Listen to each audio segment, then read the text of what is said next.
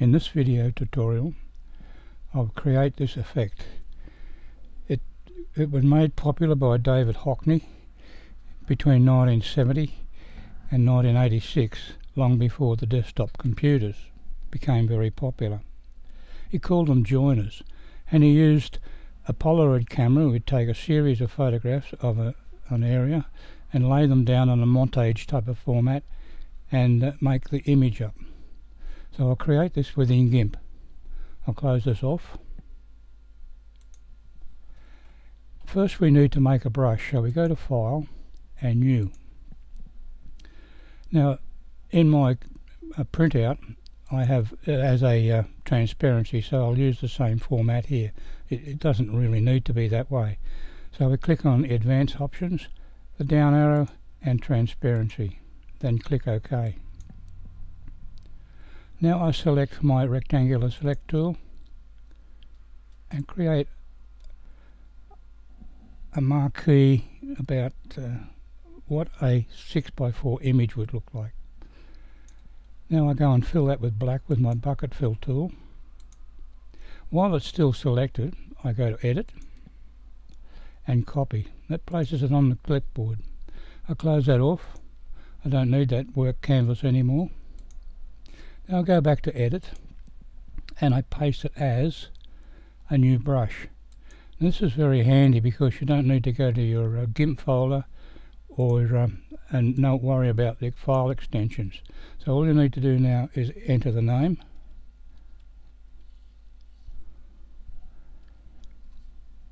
and once again it wants a file name. So we just enter a file name.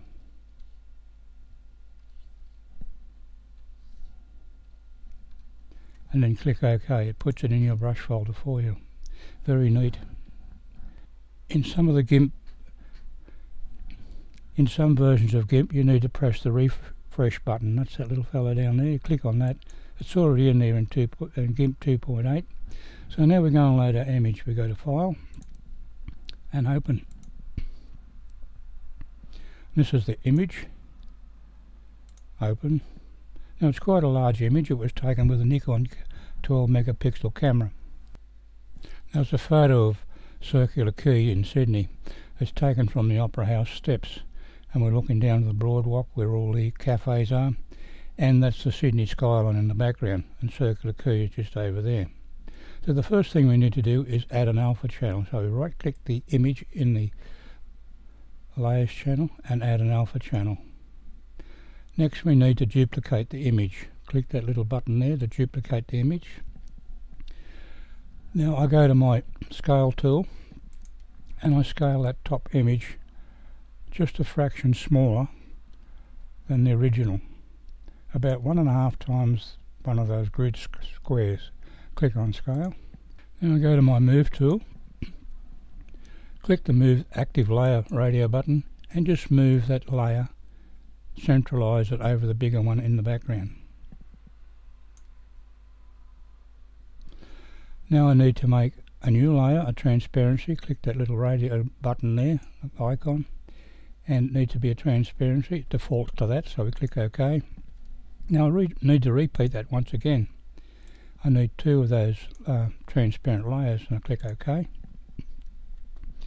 Now I grab one of the layers and move it between the images.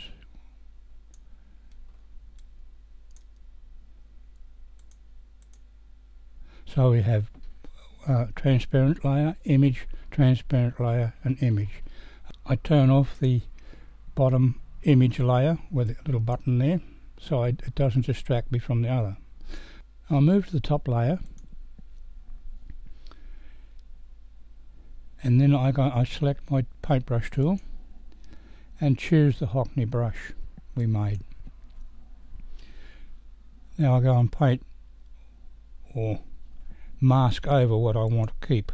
That'll be that one there. Now don't overlap your masks, just make them reasonably random and move around your image and just place them as though they were scattered, and cover some of your images. Just taking that bit there, part of the Broadwalk, Yeah, a little bit down there. We take in some of the water and those people down the bottom. Now I go to my select by colour tool and select in an area where there's no black maskings. So I click in there because we're working on the top layer, which is a transparency, and that does an inverted selection for me. I'll move down to the image below and it takes the selection with it. Now I hit the delete key on the keyboard and that removes that background. I move back to the top layer and place it in the waste bin. I move down to the next transparency, turn the eye back on of the large one in the background and turn the eye off on the top one.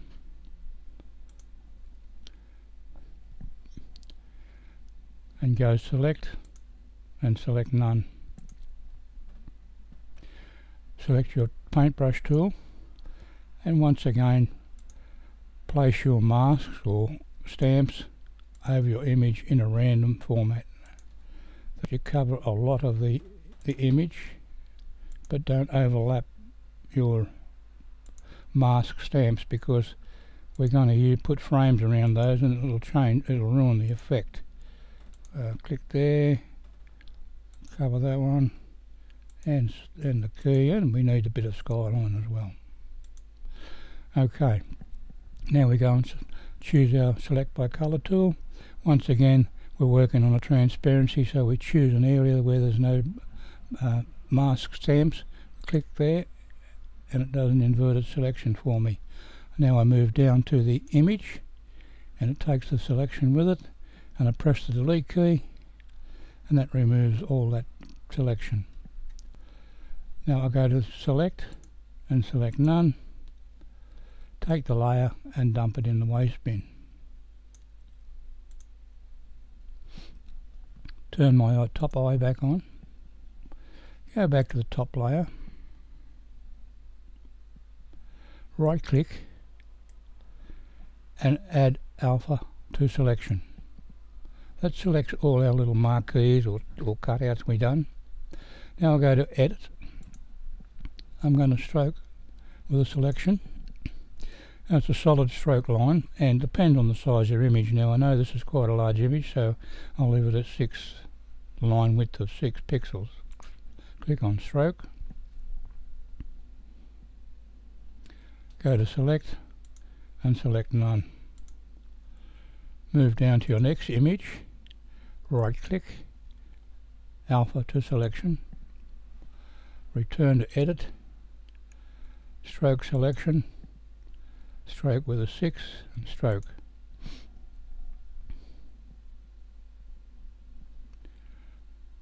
Go to select and select none. While I'm on the bottom image, I go to filters, light and shadow, and I put in a drop shadow. Now the image is large, so I need to move the X and Y up quite large, so in this case I'll move that up to 20, and the blur radius I need to bring it down to about 10, and then I'll click OK. Right click the layer that just made the drop shadow and merge it down to the drop shadows.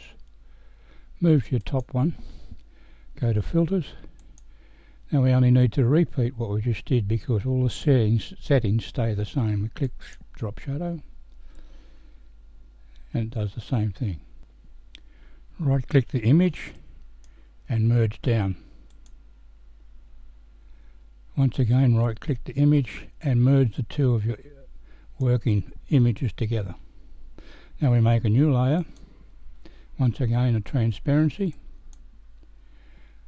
Move that layer below your image by using the down arrow. Go to your blend tool and choose a gradient that you feel will fit the back of that photograph. So I moved right down to the bottom and picked the yellow to orange and just dragged the gradient from the bottom to the top. Right click the top layer and merge down. And there's our Hockney effect, which Hockney called joiners back in 1978. So thank you for watching, and you will find a printout in a PDF format on my web page. Click the link in the description.